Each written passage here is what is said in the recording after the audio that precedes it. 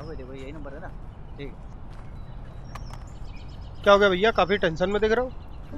यार सूरज, तुम्हें लगता है कि हमें चुनाव नहीं लड़ना चाहिए इस बार? काहे नहीं लड़ना चाहिए, बिल्कुल लड़ना चाहिए। वैसे ये दिमाग में ख्याल आया काहे आपके। यार चुनाव लड़ने के लिए पैसा चाहिए जो हमारे पास है नहीं, और सभी वॉलंटियर्स को पेट्रोल और खाने का तो खर्चा देना ही पड़ेगा ना। और जो लोग पहले में फंड कर रहे थे उन लोगों ने इनकार कर दिया। फिर उनका मानना ये है कि जब हम हार रहे हैं तो पैसे लगा के फायदा क्या। और इस केस के चक्कर में किसी के पास फंड्स मांगने जा भी नहीं सकते हैं। पता नहीं कौन क्या कह दे, क्या पता। अरे क्या बात करें भैया, कौन कह रहा है कि आप हार रहे हैं। और बात रही फंड की, वो जितना हो सकेगा हम लोग खुद मैनेज कर लेंगे, और खाने पेट्रोल का खुद ही देख लेंगे। अरे भाई, तुम तो मैनेज कर लोगे, लेकिन और भी तो लड़के हैं। कल रात को सोच रहे थे यार कि हट जाए चुनाव मैदान से। खैर कोई नहीं, तुम लोगों तो कुछ ना कुछ कर ही लेंगे।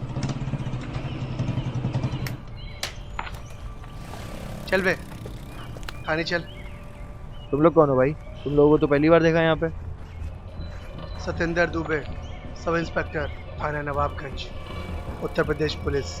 अब और इंट्रोडक्शन दे गया तुमको। तुम्हारी शिकायत आई है कि तुम लोगों को धमका के चुनाव के नाम पे वसूली कर रहे है क्या? इसी केस में तो जमानत हुई है अभी इनकी। हो। इसका एक कारनामा थोड़ो ना, ये दूसरी शिकायत आई है। कैसे लगा रहा है रणवीर भाई को? हम लोग को जानता नहीं हम लोग अबे कौन? अरे भोसड़ी एक के एक मिनट चढ़ने मारेंगे मातर चोद के नाम पता भूल जाएगा वो अलग। अब तमीज घुस जाएगी तेरी। दे दुबे जी, आराम से। बालक है, नहीं समझता। हम चल लेना आपके साथ, बस आराम से चलिए। सूरज जी पकड़ो।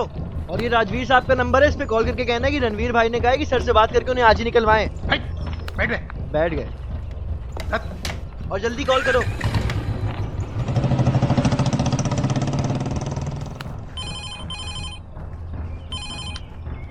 हेलो हेलो, राजवीर साहब है? सर, चीफ मिनिस्टर के साथ बिजी हैं, 1 घंटे में कॉल कीजिए। Chief minister? जी।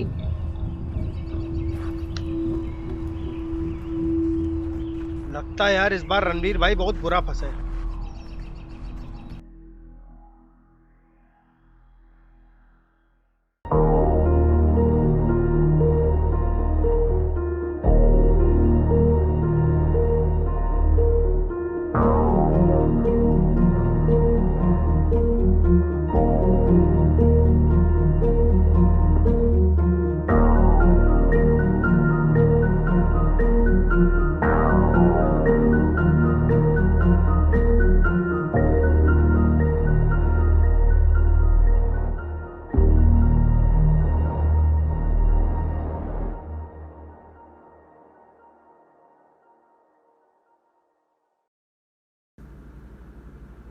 अरे चाय वाय तो पिला दीजिए। सर जी आपसे ही कह रहे हैं। ससुराला है क्या बहन चोद? चुपचाप मुंह बंद कर और वहीं बैठा रहे। सुनो, बहुत देर से बदतमीजी कर रहे हो तुम। गाली गलौज नहीं चलेगी यहाँ भी ये सब। बहुत तमीज से रहना, वरना तुम्हारे जैसे मामू को ठीक करना आता हमको।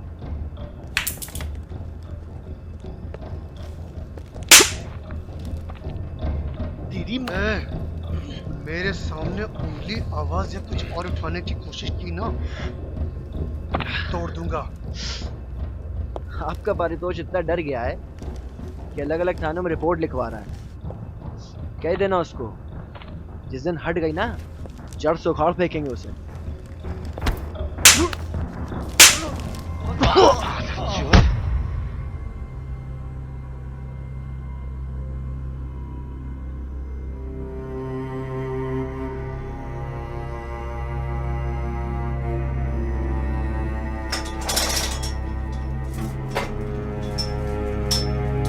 चल रहे हीरो साहब बुला रहे हैं। देखो स्टूडेंट हो, तुम्हारा करियर खत्म हो जाएगा, इसलिए अभी कोई रिपोर्ट दर्ज नहीं करी है। और याद रखना, यहाँ से निकलने के बाद अगर तुमने कोई बदमाशी करी तो इस बार बहुत लंबा अंदर करेंगे तुमको।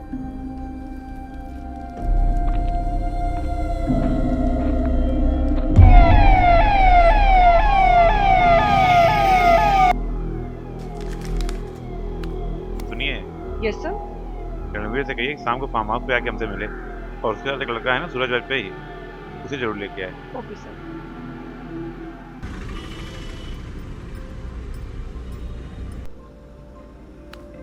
तुम जूस लोगे या कोल्ड ड्रिंक? अरे ठीक है। जूस दे दो उसे। तुम्हारे 2 दिन खराब कर दिए इस पारितोष ने, कैसे मैनेज करोगे? मैनेज तो करना ही पड़ेगा सर, उसके अलावा और रास्ता भी क्या है? आप कह रहे तो उस पारितोष ने हमें पुलिस वालों से पिटवा दिया, बताइए। हमारे रहते हुए ही रिपोर्ट फाइल नहीं हुई और तुम बाहर आ गए। हमने तुम्हें उस दिन भी कहा था और आज फिर कह रहे हैं, इस बार मत लड़ो। अब हमारी इज्जत का सवाल हो गया चुनाव ये। पूरी यूनिवर्सिटी को पता है हमारे साथ क्या क्या हो रहा है, और अब अगर हम चुनाव भी नहीं लड़े तो सबको यही लगेगा रणवीर डर गया। क्या इज्जत रह जाएगी हमारी? और काश में वैसे भी कुछ खास बचा नहीं है अब हमारे लिए करने को, और यूनिवर्सिटी के चुनाव भी नहीं लड़े तो कहीं करियर खत्म हो जाएगा हमारा, गायब हो जाएंगे हम। यार तुम्हें किसने कहा यूनिवर्सिटी अध्यक्ष बन के लोग राजनीति में आते हैं? हमें देखो, हम तो पुलिस में थे, और वो पारितोष किसान का बेटा है, और हम मुख्यमंत्री हैं, भगवान नहीं है जो सब कुछ मान लेंगे। एक केस से नहीं हुआ तो दूसरा केस कर दिया, और जिस हद तक ये पारितोष चला गया है ना, कोई भरोसा नहीं कि अगले 3-4 दिन में कुछ ऐसा कर जाए कि तुम नॉमिनेशन ही न भर पाओ, और नॉमिनेशन भर भी दो तो चुनाव प्रचार कर पाओ। फिर क्या होगा तुम्हारी इज्जत का, तुम्हारे करियर का? समझो ये सही समय नहीं है। बताइए आप, हम क्या करें फिर? सूरज वाजपेयी, काफी काम कर रहे हो तुम रणवीर के साथ यूनिवर्सिटी में। गुड। क्या लगता है तुम्हें, रणवीर जीत जाएगा? हाँ बिल्कुल जीत जाएंगे, हम सब हैं इनके साथ। अगर तुम्हारे साथ होने से रणवीर जीत जाता तो तुम खुद क्यों नहीं चुनाव लड़के जीत जाते हो? अरे हम कैसे लड़ सकते हैं? रणवीर भैया की तो पूरी तैयारी है, और हम तो अभी कॉलेज में है ना। यार यूनिवर्सिटी वाइस प्रेसिडेंट के लिए कॉलेज वाले ही लड़ते हैं ना। बताओ, लड़ोगे वाइस प्रेसिडेंट का चुनाव? घर में कौन कौन है? पापा है, मम्मी है। अरे ये ऋषि भैया के मोहल्ले का है। ओह अच्छा, हाँ हाँ।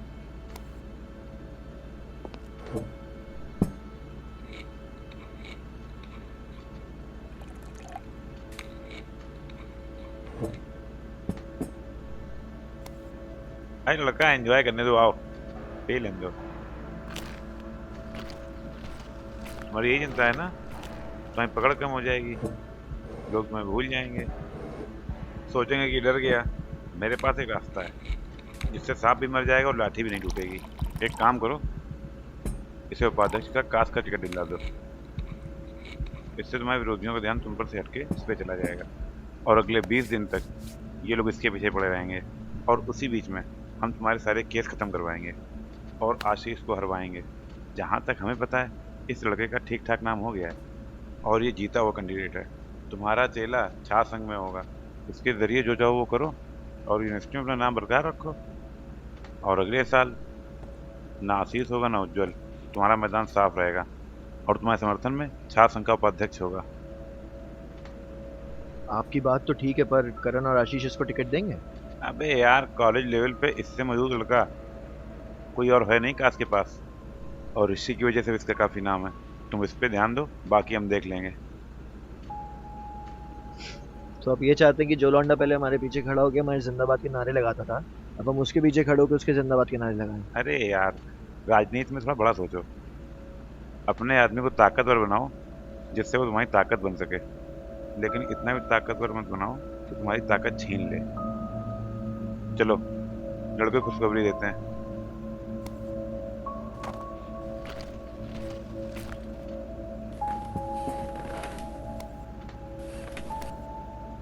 रणवीर तुम्हारी बहुत तारीफ करता है, कह रहा था इस बार सूरज को चुनाव लड़वाना चाहिए, इसीलिए आज हम तुमसे मिलना चाहते थे। क्यों रणवीर, अब तुम्हें बताओ। देखो, इस बार हम चुनाव नहीं लड़ेंगे, बल्कि तुम्हारा नाम छात्र संघ उपाध्यक्ष के लिए प्रपोज करेंगे। लड़के इकट्ठा करो, बोलो काम शुरू करें। वो भैया, हमको हमेशा से लगता था कि हम चुनाव लड़ सकते हैं, लेकिन आप लड़ रहे हैं इसलिए हमने बोला नहीं बीच में। इस चीज के लिए बहुत बहुत थैंक यू। अरे रणवीर भाई, आई लव यू रणवीर भाई, I love you. Thank you भाई।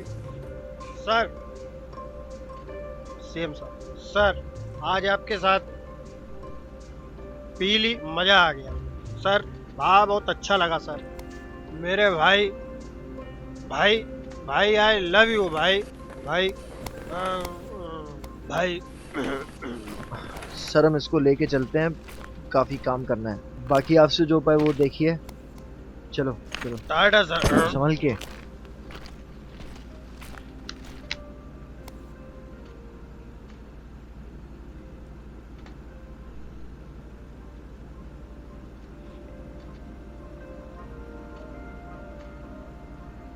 हाँ सिंघानिया साहब, उज्जवल को छात्र संघ अध्यक्ष मुबारक हो।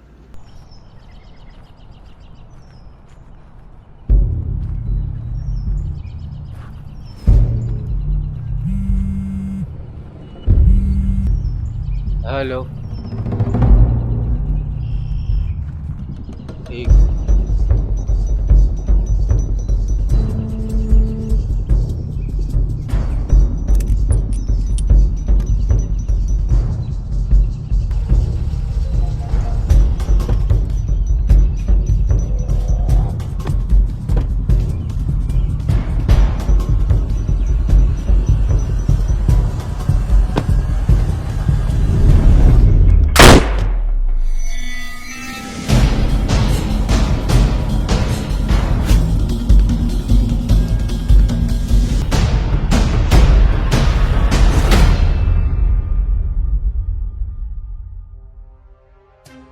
Breaking news. लखनऊ से अभी अभी खबर आ रही है कि शिक्षा मंत्री पर गोली चलाई गई है। स्थानीय रिपोर्ट्स के मुताबिक शिक्षा मंत्री अपनी कार से उतर रहे थे और उसी समय किसी स्नाइपर ने उन पर गोली चला दी। शिक्षा मंत्री को तुरंत हॉस्पिटल ले जाया गया है और वो फिलहाल खतरे से बाहर हैं। इस घटना के बाद शिक्षा मंत्री की पत्नी अर्पिता सिंह ने तुरंत एक प्रेस कॉन्फ्रेंस बुलाई है और सीधे हमले का आरोप चीफ मिनिस्टर पर लगाया है। ये देखिए प्रेस कॉन्फ्रेंस में अर्पिता जी ने क्या कहा। हम आपसे ये कहना चाहते हैं कि मुख्यमंत्री राघवेंद्र यादव इस हमले के पीछे हैं। आप ये किस दावे से कह सकती हैं मैडम? आपके पति का बिजनेस ही ऐसा है, उनके यूं ही बहुत से दुश्मन होंगे। आप ये किस दावे से कह सकते हैं कि सीएम इस हमले के पीछे नहीं है? हमारे पति ने मुख्यमंत्री के भ्रष्टाचार के खिलाफ मोर्चा खोला हुआ है। ऐसे में और किसे दिक्कत होगी हमारे पति से? वो तो हमारे पति की किस्मत अच्छी थी जो इस घातक हमले से बच गए। मुख्यमंत्री उन सभी लोगों को डराना चाहते हैं जो भ्रष्टाचार के खिलाफ हमारे पति का साथ दे रहे हैं। हमारे पति पर हमला पाशा ने किया है और आप में से ऐसा कौन है जो ये नहीं जानता कि पाशा के ऊपर किसका हाथ है? वो पहले भी मुख्यमंत्री के विरोधियों का मुंह बंद कर चुका है, पर इस बार उसका पाला पारितोष से पड़ा है। हम इस हमले से नहीं डरेंगे और मुख्यमंत्री के भ्रष्टाचार के खिलाफ लड़ेंगे। हमारी गृह मंत्री अजीत जी से प्रार्थना है कि वह पुलिस को बिना किसी दबाव के काम करने दें और पाशा को गिरफ्तार करवाएं। एक बार पाशा गिरफ्तार हुआ तो ये खुद ब खुद साबित हो जाएगा कि इस हमले में मुख्यमंत्री राघवेंद्र यादव का क्या रोल है। कल से हम पाशा की गिरफ्तारी के लिए जगह जगह प्रदर्शन करेंगे। धन्यवाद।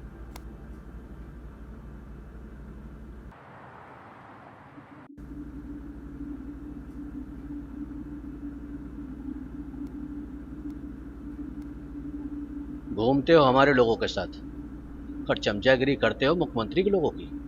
रे रणवीर, तुम्हारा कोई दीन ईमान है कि नहीं? यूनिवर्सिटी मेहनत करें हम, टिकट दें आप आशीष को। हम तो झूठे मुकदमे लगाएं कि हम चुनाव ना लड़ सकें। अरे मंत्री जी, आपको कोई दीन ईमान है कि नहीं? हम तो चाहते हैं कि तुम चुनाव लड़ो और उज्जवल के वोट काटो। तुम्हारे ना लड़ने से हमें क्या फायदा? फायदा तो उन्हें है जो उज्जवल कुमार के पाले में है। वैसे एक बात बताओ, ये सूरज को उपाध्यक्ष पद पर लड़ाने का आइडिया तुम्हारा था या मुख्यमंत्री राघवेंद्र का? मुख्यमंत्री जी का आइडिया था। राजनीति में हम जितना जमीन के ऊपर दिखाई पड़ते हैं उससे कई गुना नीचे होना चाहिए। राघवेंद्र यादव हमसे कई गुना जमीन के नीचे है और उस गहराई को जो नाप ले वो सिकंदर बनता है। रणवीर, आज हम तुमको गहराई नापना सिखाते हैं। जरा ये सुनो। जानते हैं, पर आप कोशिश करिए, कोर्ट में आपकी सुने तो ठीक, नहीं तो आज शिकायत दर्ज कराइए, उसके आधार पर रणवीर को गिरफ्तार कर लीजिए। और हाँ, इस बार गिरफ्तारी ना करिए, सुनाई भी करिए। पुलिस का डर समय बना रहना चाहिए। रणवीर, तुम तो मुख्यमंत्री के बहुत करीबी हो ना, तो थाने में बिना रिपोर्ट के कोई पुलिस वाला तुमको इतना पीट दे? भाई, उन पुलिस वालों को अपनी नौकरी प्यारी है कि नहीं?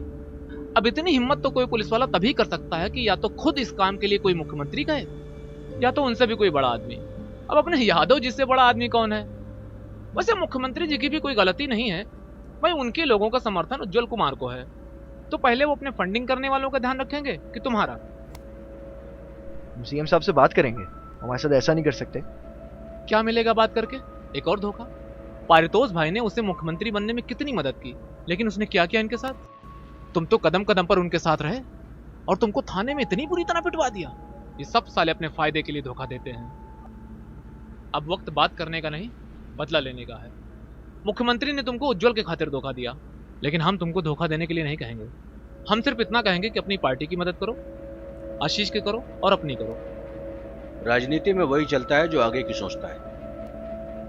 तुम भी आगे की सोचो।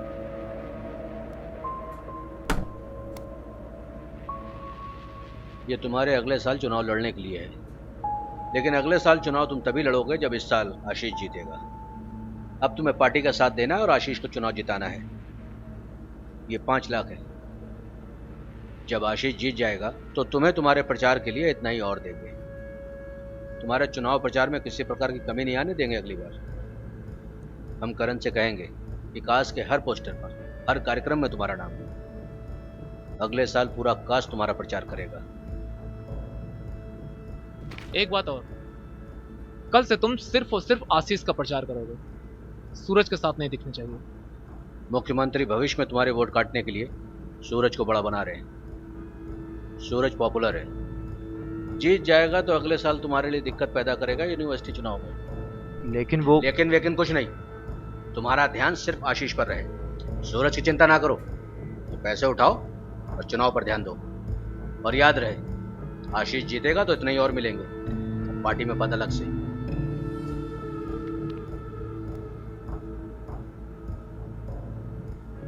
अब हमारे होते हुए आशीष को कोई नहीं हरा सकता। ठीक है, अपने लोगों में तुम्हारा स्वागत है।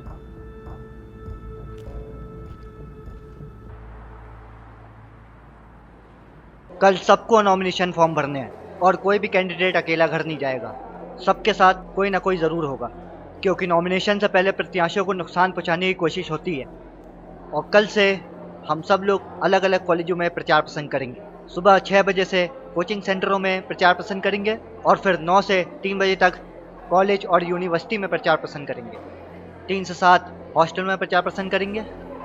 इसके बाद शहर के अलग अलग इलाकों में प्रचार प्रसार करेंगे। ठीक है, चलिए मिलते हैं फिर। रणवीर तुम आओ।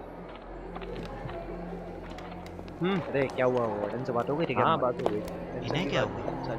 समस्या है, बिजी हैं, तभी देखे नहीं। चुनाव प्रचार बहुत अच्छा हुआ। फिर चुनाव का दिन आया, दोपहर तक वोट पड़े।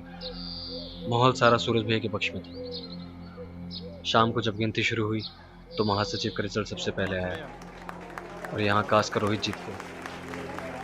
बहुत बढ़िया। अब बारी आई उपाध्यक्ष पद के रिजल्ट की, जिसमें हम लोगों को बताया गया था कि सूरज भैया के विपक्ष में कोई उपाध्यक्ष पद के लिए इतना मजबूत कैंडिडेट नहीं है। लेकिन अनाउंसमेंट सुनते ही हम लोग को विश्वास नहीं हुआ कि VDSD कॉलेज की सपना गौतम सूरज भैया से सिर्फ 60 वोट ज़्यादा लेकर उपाध्यक्ष पद पर जीत गई थी। ये उम्मीद के उल्टा था।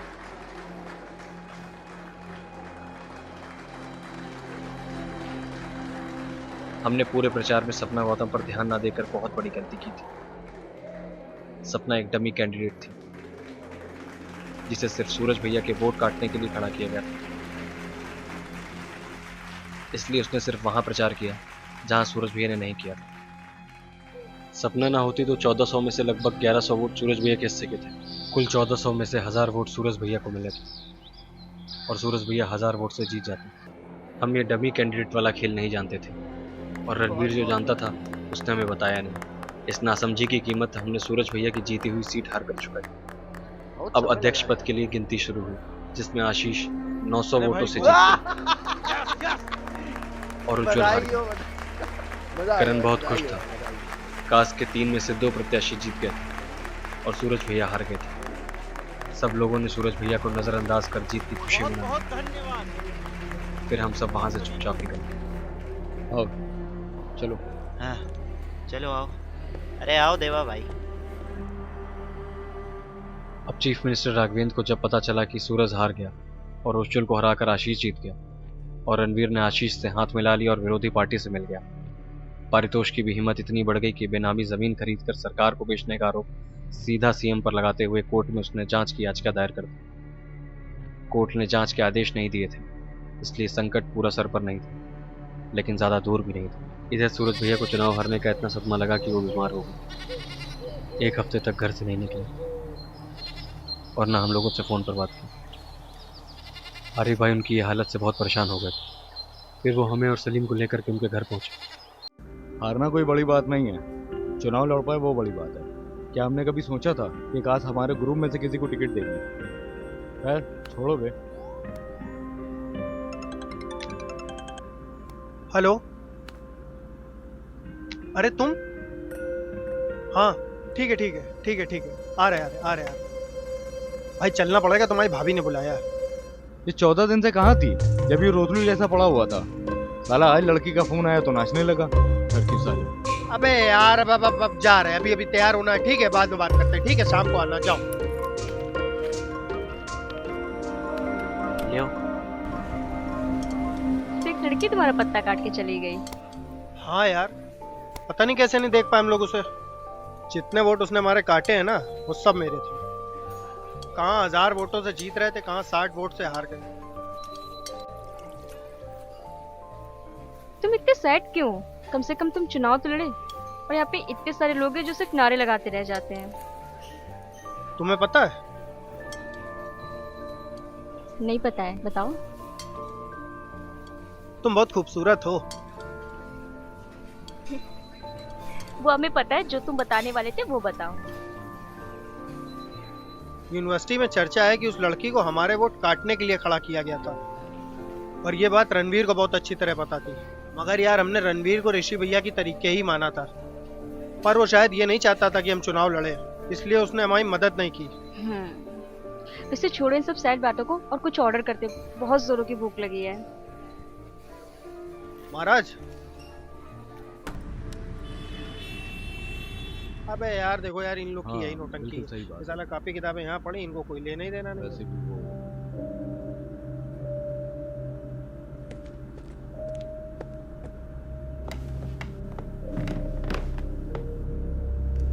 क्या हुआ बहन? अरे हुआ क्या है बताओगी?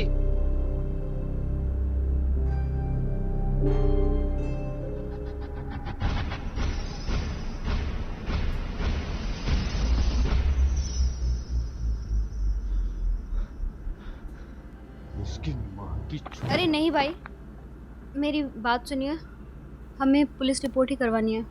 पुलिस कुछ नहीं, अब उनका जो होगा हम करेंगे। चलो तुम। सुनिए मेरी बात, हमें पुलिस रिपोर्ट ही करानी है। अरे क्या पुलिस लगा रखा है यार, चलो हमारे साथ, अभी हम तोड़ते हैं सालों को। भैया हम गए थे पुलिस स्टेशन, पर उन्होंने हमारी रिपोर्ट नहीं लिखी है। क्या पुलिस स्टेशन गई थी? क्या हम मर गए थे क्या? भैया हम डर गए थे, हमने सोच लिया हमें पुलिस रिपोर्ट ही करानी है। आप लोगों का तो इतना नाम है ना, शायद आपको देखकर पुलिस वाले हमारी रिपोर्ट लिख ले। काहे का नाम यार, चुनाव हार चुके हैं हम। ठीक है, तुम्हें पुलिस में रिपोर्ट करानी है ना, चलो हमारे साथ। नहीं बे, उनको ढूंढते हैं और घुसेलते हैं तबीयत से। नहीं मियाँ यार, थाने चलते हैं, देखते हैं कौन नहीं लिखता रिपोर्ट। चलो। रिपोर्ट काहे नहीं लिख रहे हैं आप इनकी? वाजपेयी साहब, बड़े दिन बाद दिखे। नेता चुनाव जीत के गायब होते हैं, आप तो हारने के बाद ही गायब हो गए। देखो सर, ऐसा है ना, हमसे आलतू फालतू बातें ना करो, जितना पूछ रहे हैं उतना बताओ, समझ में आ रहा ना? प्रधानमंत्री है क्या बे, जो तुझे जवाब दूं? हैं? देख रहे हैं भैया, मेरी तो बात भी नहीं सुनी थी इन्होंने, इससे भी ज्यादा बदतमीजी से बात की थी। बात तो इनका बाप भी सुनेगा, देखते हैं कैसे नहीं सुनते हैं। 10 साल पहले मर गया मेरा बाप, वो नहीं सुनेगा। अभी तुम लोग बाहर जाओ, नहीं तो तुम सबको अंदर डाल देंगे, समझे? आओ।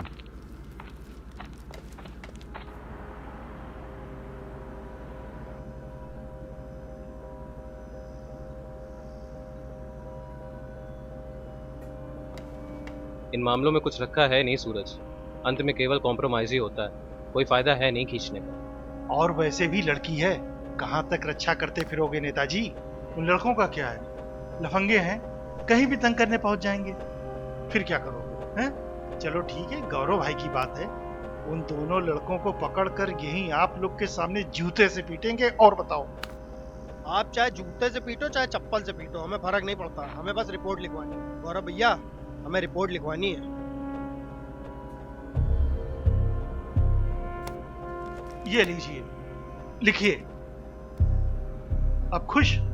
पर अभी भी बता रहे हैं, इस मामले में होगा कुछ नहीं। कल को तो मैडम समझौता कर लेंगी और आप हमारा काम बढ़ाओगे। वैसे भी रणवीर के करीबी हैं दोनों,